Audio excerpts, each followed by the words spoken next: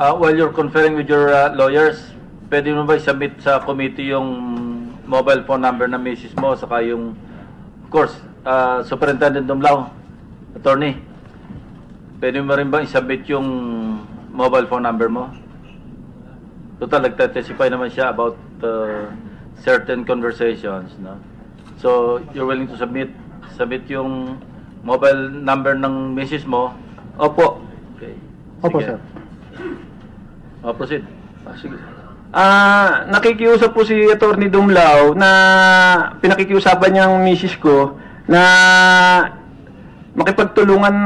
nakutulungan siya para hindi na siya madawit sa kaso na ibinibintang na kidnapping po.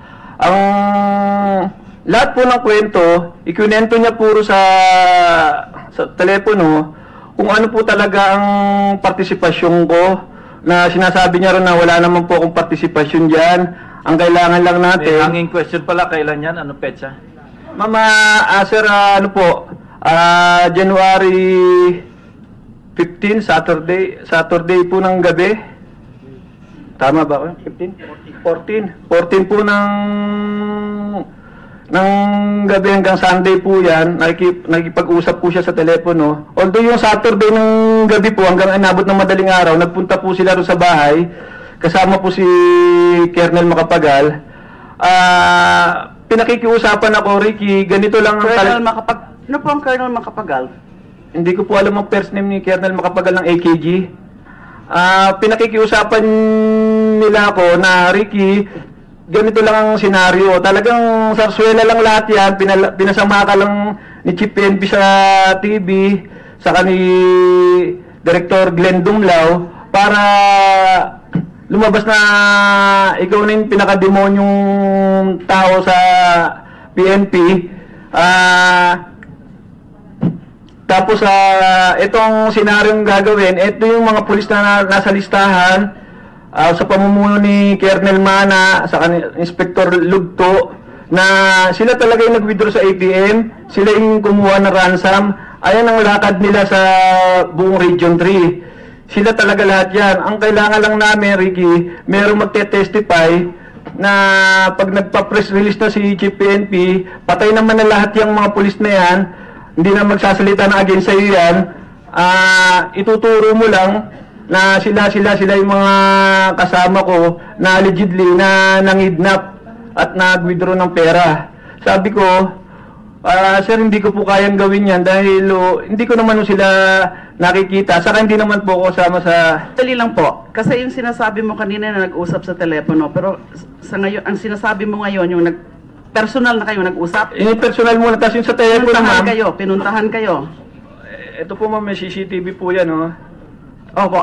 Yung sinasabi mong kinausap ka ni Superintendent Rafael Dumlao na kasama itong Macapagal? Opo. So personal na usap yan? Personal na usapan, na-record din po ni Mrs. po yun sa telepono.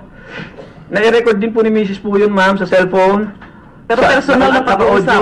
Personal na pag-uusap? Opo, personal na kausap po. Umiyak po ako sa harapan po nila na, sir, kung ganyan lang po, sir, ako na lang po ang patayin nyo kasi hindi ko po kayang ituro lahat ng sinasabi nyo yan dahil wala naman po talagang partisipasyon dyan. Paano ko po sila ituturo po? Ang sabi po ni Attorney Dumlao sa ni Colonel Macapagal, pag hindi ka nakipag-cooperate, kahit sa gusto mo, Lunes na Lunes, papasukin na namin bahay mo dahil kasi makakakuha na kami ng warrant. Ngayon inisip ko, paano naman kayo magkakaroon ng warrant? February 6 may hearing ako sa DOJ, saka February 13. Hindi pa nga kami nakakapag-submit ng counter affidavit. Inisip ko uli, search warrant pwede. Dahil nga naisabi ni Attorney Dumlao, meron naman kaming pangkakarga dyan na talagang sila yung nangidnap. Nandito nga yung golf set na nakita nga sa TV na nilagay doon sa Purinaria po. Ngayon, kung hindi ka makipag-cooperate, wala kami magagawa. Kundi Lunes na Lunes, papasukin ka na namin. Kaya naisipan ko pong humingi po ng tulong sa NBI. Ngayon po, nung Sunday so po... yan ang rason kung bakit Pumunta ka na sa NBI. Opo. The next day, 15. Opo. Kasi 14 ka mo yan. Opo. Correct? So, personal kayong nag-usap at sinasabi mo parang meron silang pinopropose na senaryo, Opo. magiging kwento. Tama po. Meron mga ibang ituturo. Ganun ba? Tama po, tama po. Ano yung mga pangalan ng mga ituturo? Yung una po, ma'am, si Kernel Mana po, yung heavy po ng SIU ng Angeles po. SOU ng Angeles po. Tapos yung isa yung Inspector Lugto. Ayun daw po, sila rin po yung mga nag-withdraw sa ATM. Sabi ko, sir, may holdings lang po pala kayo. Bakit hindi nyo pahulihin? Hindi pwede, Ricky, kasi Ligo. Inspector Ligo po pala, hindi Lugto. Ligo. Ito po yung mga listahan na binigay po na naka-highlights po. Ayan po yung mga papatay na mga pulis. Kung makikipag-cooperate lang ako. Papatayin sila dahil ituturo mo sila. Sila ang ituturo mo na may kagagawan ng abduction and killing. Opo, palalabasin po na kasama ko raw po ito yung mga nangidnap. Pero patay na po, hindi na po nagsasalita yan dahil patay na. So, hindi pa sila patay ngayon, I Hindi pa suppose. po. Papatayin pa lang, ganun ba ang senaryo? Papatayin pa lang, ma'am. Proposal yan? Opo. Sino mismo ang nagsasabi niya na ganito gagawin Si natin? Attorney Dumlao po, saka si Kernel Macapagal po. Does anyone know Colonel Macapagal from AKG? Yes, ma'am. He's one of Who the is he? case officer. Case officer. What's po, his ma'am. full name, please? Alan Macapagal, ma'am. We can probably invite him also next time. So ano pa ho ba yung mga talagang pinaka-proposal? So, may papalabasin na iba ang mga gagawa o gumawa.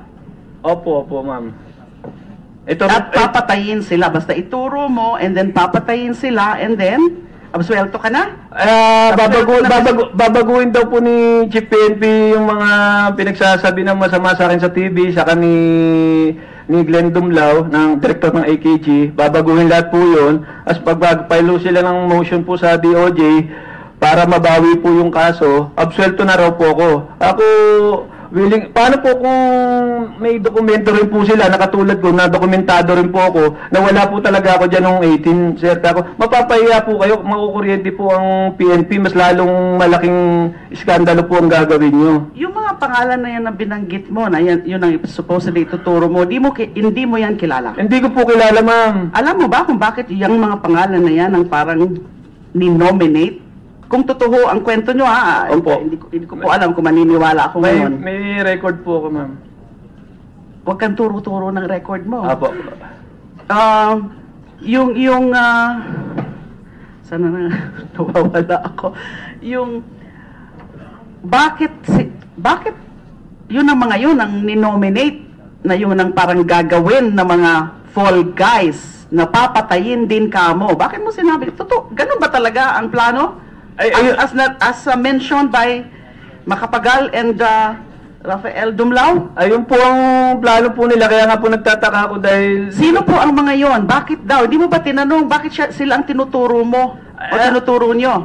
Tinanong ko po kay Attorney Dumlao yan, ang sabi po nila, ayun talagang lumalakad ng kidnapping dyan sa Region 3. Ayun talagang trabaho nila, mga salbahing pulis yan. Ang importante lang, Ricky, pagdating sa media, merong magtuturo na since day 1 pa lang ng investigation, nakipagtulungan ka na sa AKG. Ikaw pang lalabas na hero. Kaya sabi ko, hindi ko po kailangan, sir, maging hero. May pamilya rin po yan.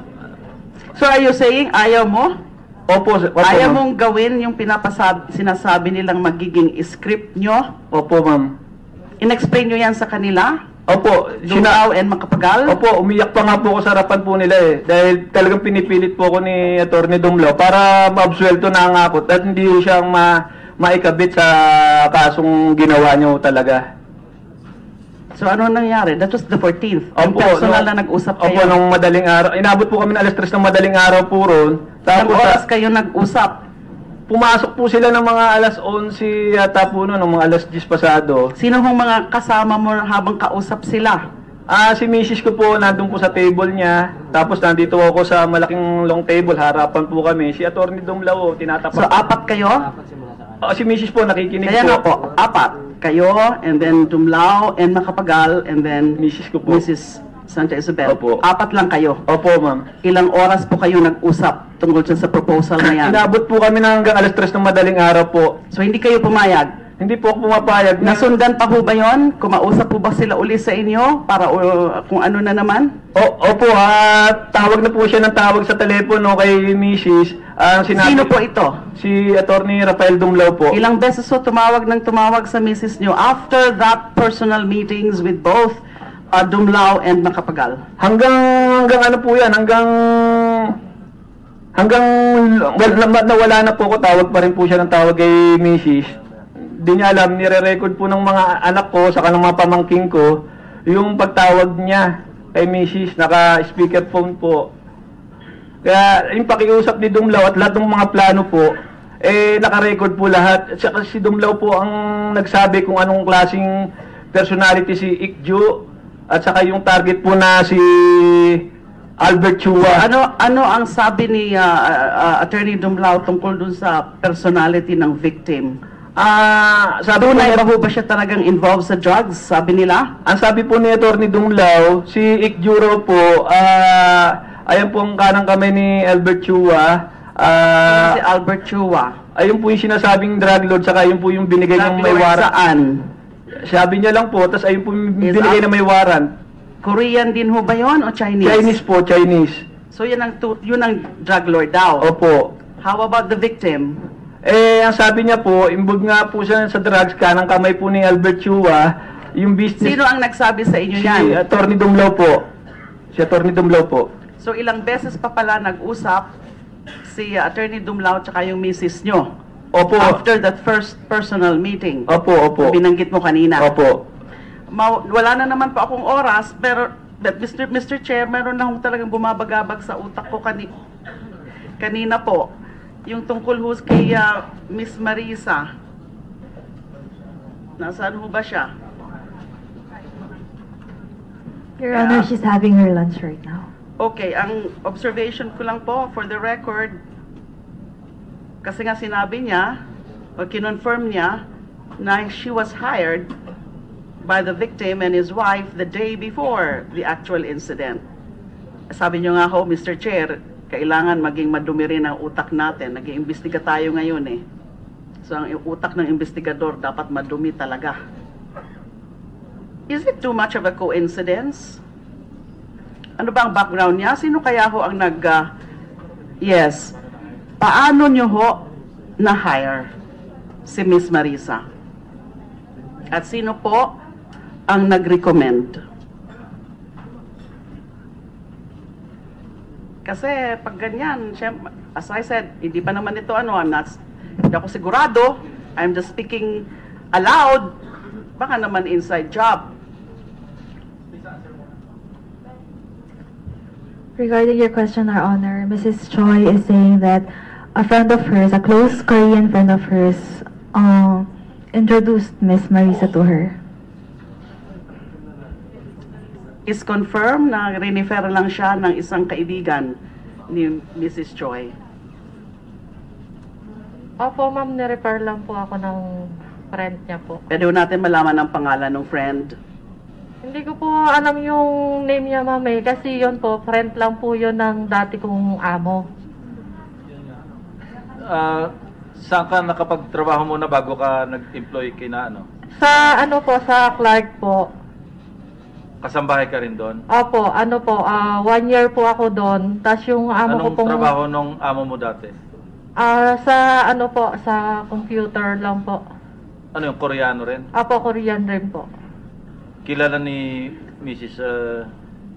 Joy? Hindi ko po alam kung kilala niya. Hindi, I'm asking the wife. And how well do you know her? Do you know him? As per Mrs. Choi, Your Honor, she does not recognize the person. Yung dating pinagtatabaw. They don't have relationship with each other. No information. But the one who referred Marisa to them, to the couple, siyempre, kilala ni Mrs. How well do you know the one who referred?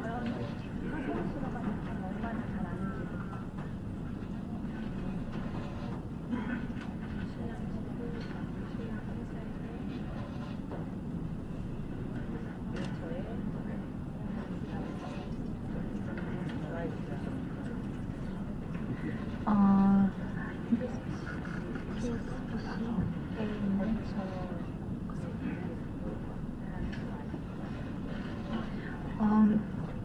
the wife is one of the business partners of late G. Okay. So, the couple, Mr. G, knew the one who referred very well, Yes. kasi business partner.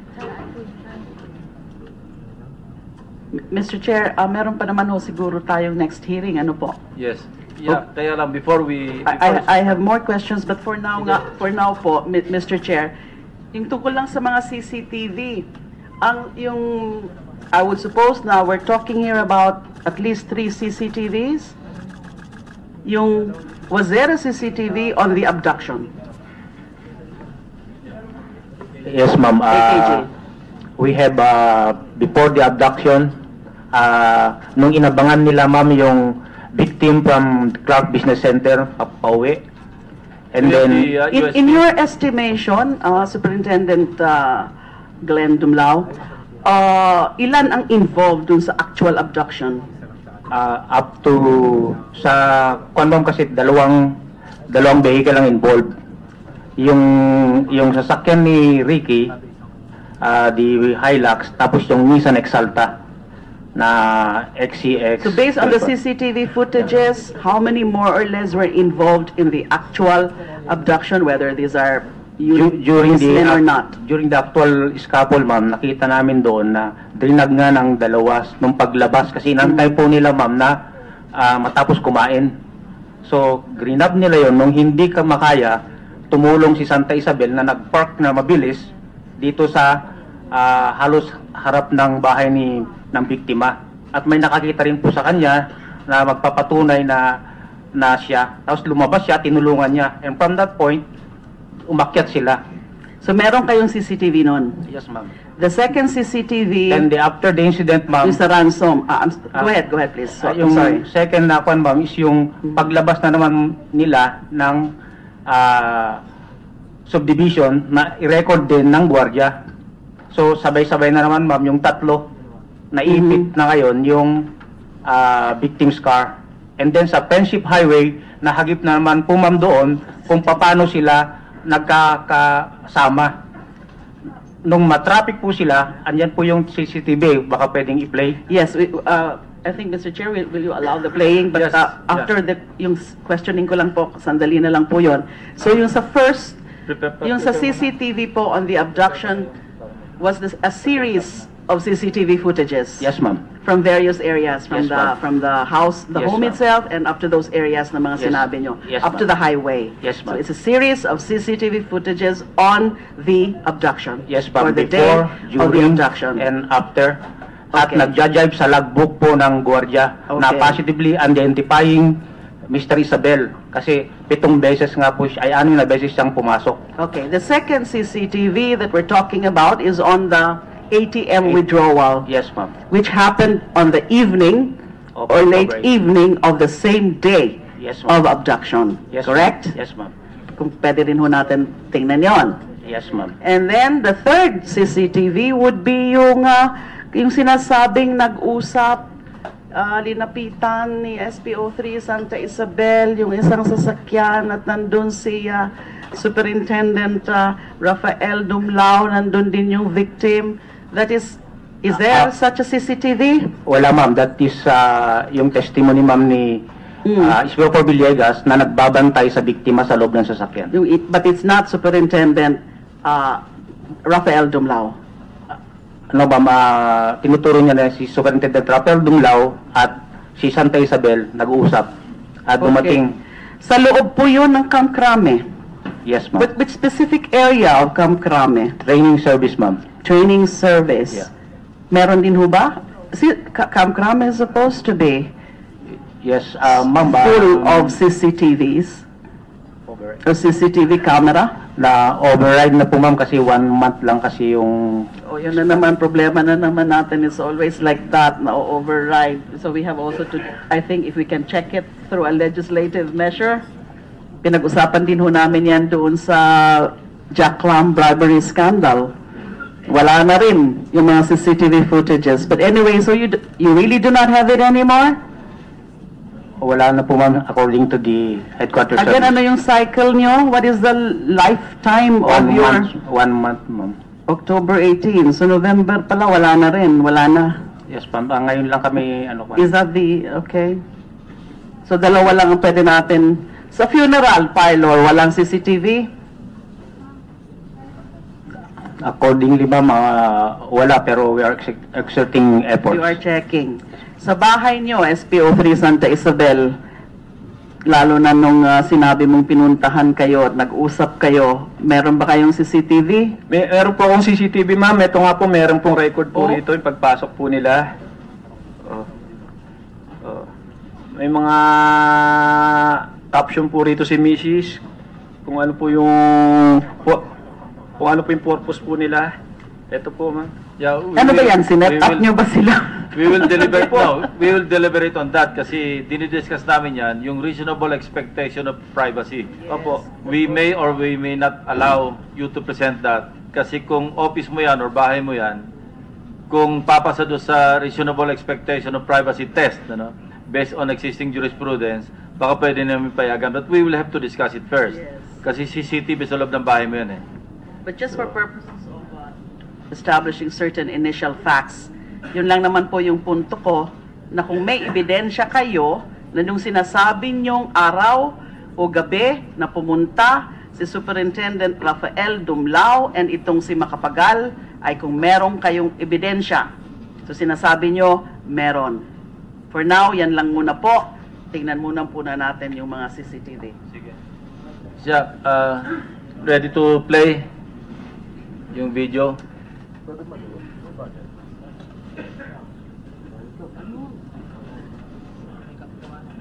That is the actual scalpel ma'am, nung hinahatak yung biktima.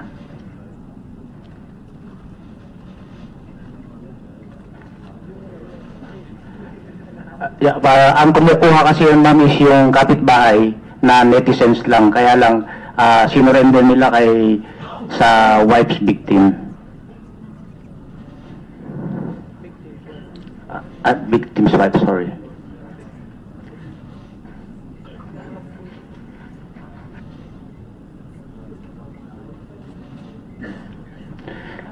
So ito ma'am yung paglabas niya sa pagkain kasi may Sige. timeline ma'am doon sa before, during and after, mas maganda. Sige, Glenn, i-annotate mo lang habang pinaplay yan. Yes, sir. Yes, sir.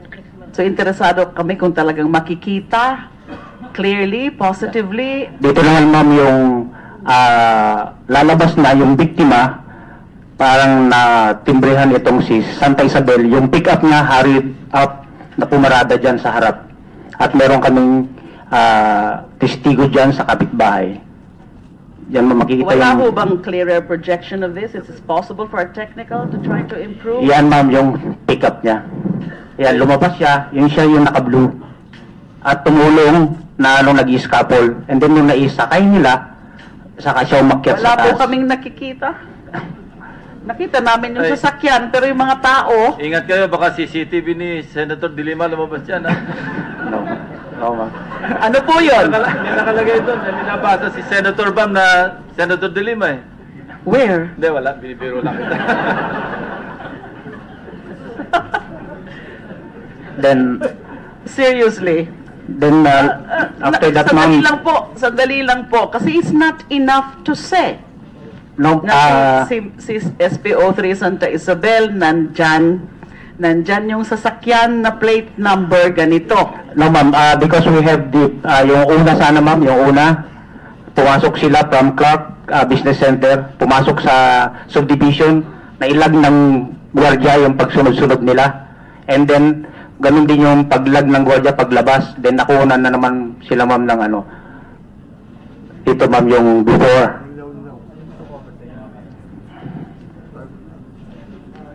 Ito ma'am yung before abduction. Yung si Mr. Rick Juji, kung malapit lang kasi ma'am yung bahay niya sa tinatrabahuan niya. And then, doon kumakain ng tanghali.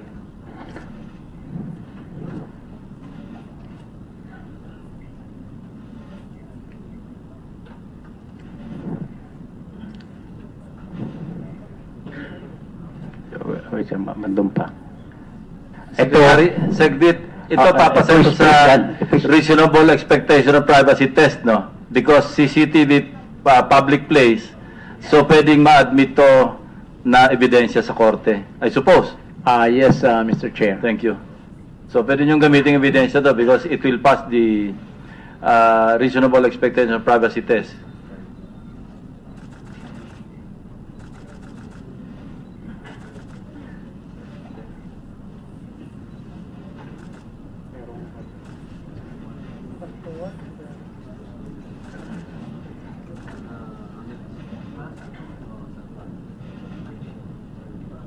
Ito sir, ito si yung car ni Santa Isabel, paki-freeze.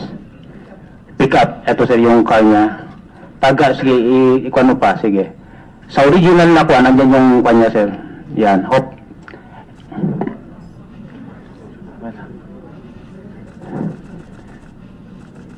Ito sir. Kung na-freeze nyo na malinaw yung plate number, Actually, may picture kami sir dito na talagang kasi dito medyo ano, tapos susunod yung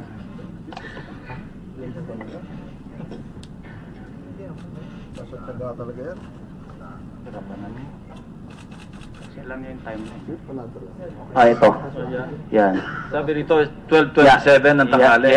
Yes sir. Galing sila sa Clark Business Center. Ito yung sasakyan ni Santa Isabel. Yan. So, go.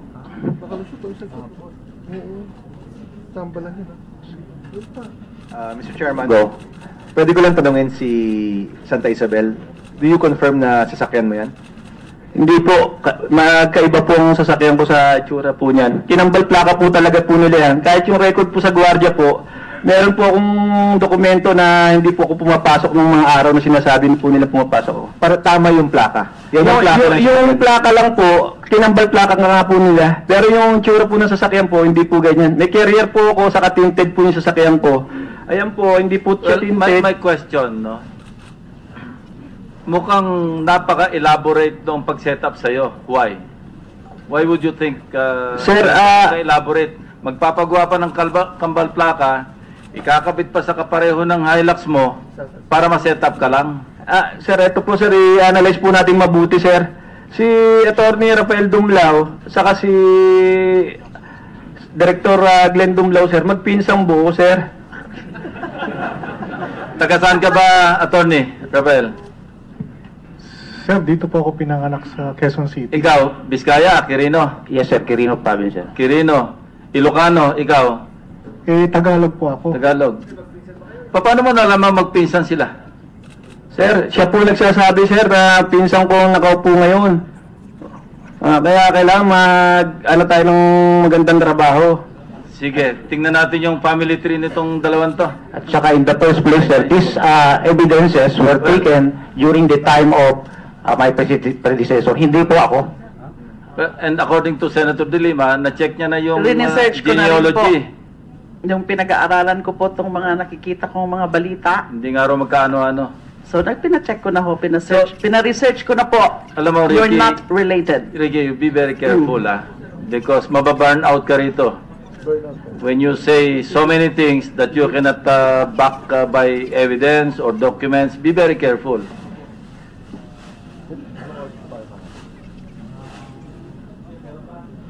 Len?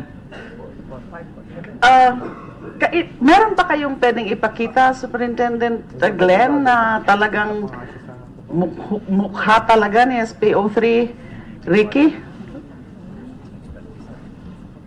Yung nandyan, kasi meron nga siyang isang claim na kambal plaka.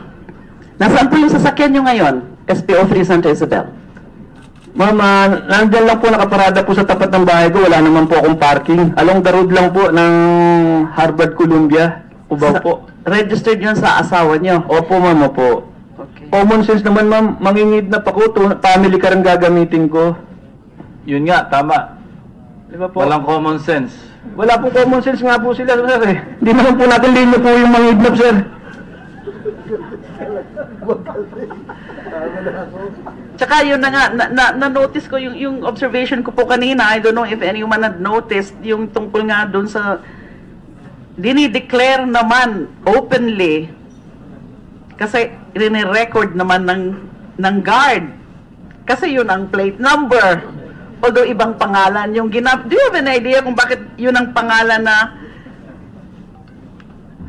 Ma'am, sinampulan ko na nga lang po kayo ng isa pa. Di ba yung nasa court hearing po ako? Paano po papasok po si Ricky Santa Isabel po ron sa Dao? And nasa court hearing po ako, nasa Taguig po ako. May minutes po yan. May appearance po yan. May transcript po yan. Paano po ako mapupunta sa Dao? Eh, nandun po ako sa court hearing sa Taguig. What date is that again? Is that the October 12? October 12, ma'am. Paano po nagkaroon ng record po si Ricky Santa Isabel dyan sa ano? Superintendent Glenn, yung October 12 na date, yun ang merong naka-record sa logbook ng guard. Kasi interesado rin ako dyan sa kambal plaka na yan. Baka modus. Yes, ma'am. Noong September 27, according sa logbook ng gwardiya at nilista ng gwardiya, may photocopy po kami, ma'am. October 12. October 12, pumasok po siya is anong oras po? 07:50 ng umaga, lumabas siya ng 07:57. 7 minutes lang po siya doon. 7:50. 50. Yes, ma'am. 7:57 7 minutes. AM. Oh, Anong okay. oras po ba yung hearing nyo? Ma'am, umaga po, 8:30 po ang start. Ngayon po, dahil malayo pong bahay ko at matraffic po sa EDSA, alas 3 pa lang ng madaling araw, nasa Taguig na po. Umalis na po ako ng bahay, papunta po sa Taguig.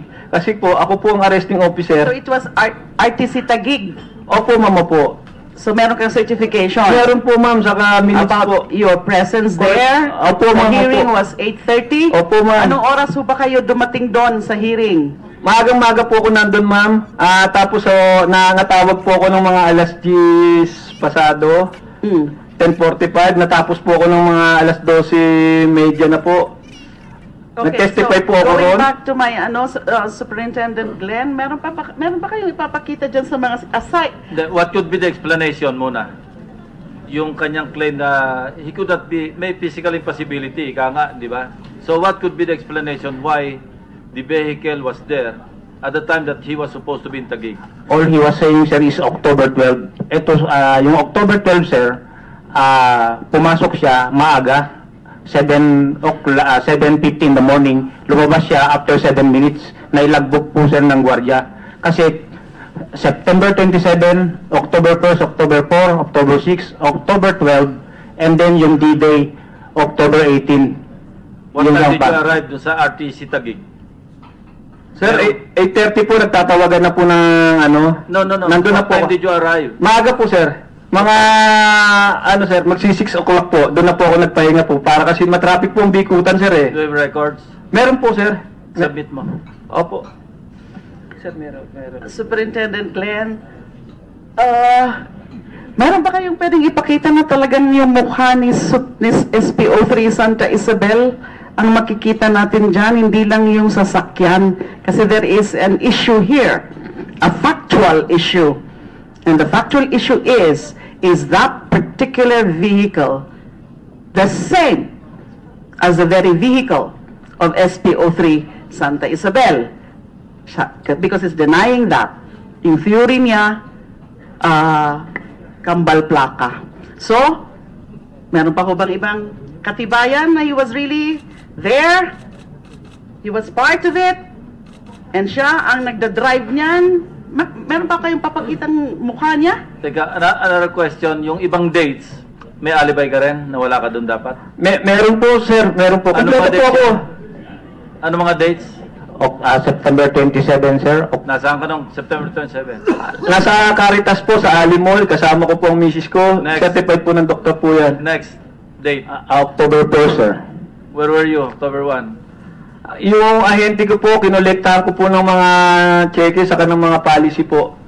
May pidabit po yung Next ahente date. po. October 4, sir. October 4. October 4 po, ayun, pinasama po ni Atty. Dumlao yung dalawa na, yung isa po driver po ni Colonel Pero, si SPO4 Villegas. Saan? sa pagpunta po dyan sa Dao, pero hindi po ako pumasok sa loob ng subdivision. Pero kasama ka nun. Opo, October next. October 6, sir. October 6. October 6, sir, nasa Krami po ako kasi lahat po ng police magpi-physical fitness po. Ang haba po ng pila, natapos po ako alauna para makakuha ng form, saka may schedule po for physical examination po. October 12 and then October 18, sir, yung D-Day. October 18, D-Day. Where were you? 18 po, sir, alas 11 po, nagpunta po ako sa National Bookstore, kasama ko po yung anak ko, bumili po, may resibo po ako. Tapos pagdating po ng alas 12, kausap ko po si Atty. Dumlao para i-finalize po yung uupahan na bahay po. May affidavit po siya. Tapos alas 2:30 po, yung ahente po, pinuntahan ko rin para maningil po, saka magkuha ng policy. Alas 4, alas 5 po, nagpunta po ako sa firing range para pumutok din po. Kasi 17, 18, dalawang beses po ako pumutok. Yung binili ko pong usi kay Atty. Dumlao na ang gusto niya, usi po yung pangkakarga. Ako po nagbayad po nun para po ma-please lang po siya. What can you say, Atty. Dumlao? Wala pong katotohanan yun, Your Honor. Hindi ko po alam ang sinasabi niya. Lahat po ng sinabi niya, hindi ko po alam yun. Wala po akong ganun na ginawa. Yung time of abduction is 5 o'clock. Tama po, no? Tama po. 5 o'clock yung abduction, time of abduction. 12:30. Lunchtime. 2 p.m. na, sir, yun. 2:30, yan. 2:30 p.m. sa Angeles. Yes, sir. Yung sinasabi mong nasa shooting range ng 4 o'clock is in Camp Crame.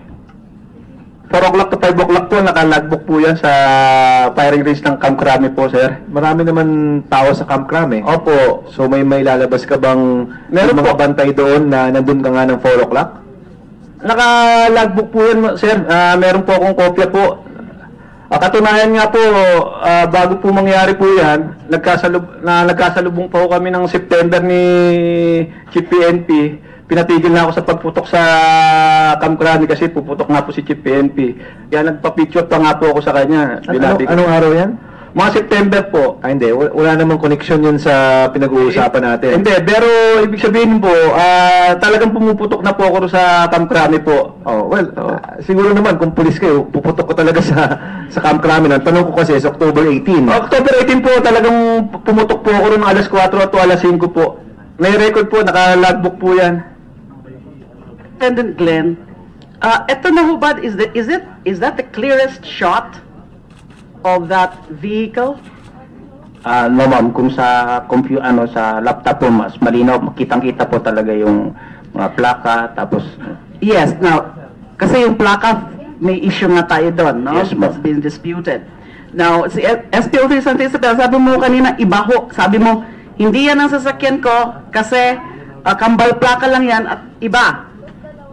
Bakit mo sinabing ibang itsura? Maybe we can check also your Ayan, ma'am. your vehicle. Ma'am, ayan po, hindi po siya tinted. Tapos, wala po siyang carrier, ma'am. Sa akin po, may carrier po. Tapos, tinted Carrier po. saan? Sa ibabaw? Sa taas po, sa likod po. You are describing your vehicle Opo. na hindi siya tinted? Tinted po yung sa akin, ma'am. Tinted. Yan, Opo. hindi ba yan tinted? Hindi po tinted yan, ma'am. Hindi Kita yan po tinted. yung nasa harapan ng mga nasa dashboard, mga papel po dyan. Siguro kailangan din natin ng ocular dun sa dalawang sasakyan. No, I mean, Pwede ko pong padala yung sasakyan dito, ma'am. Parking ko na lang po dyan. Kahit ngayon po. Mr. Chairman, if I may, Senator Senator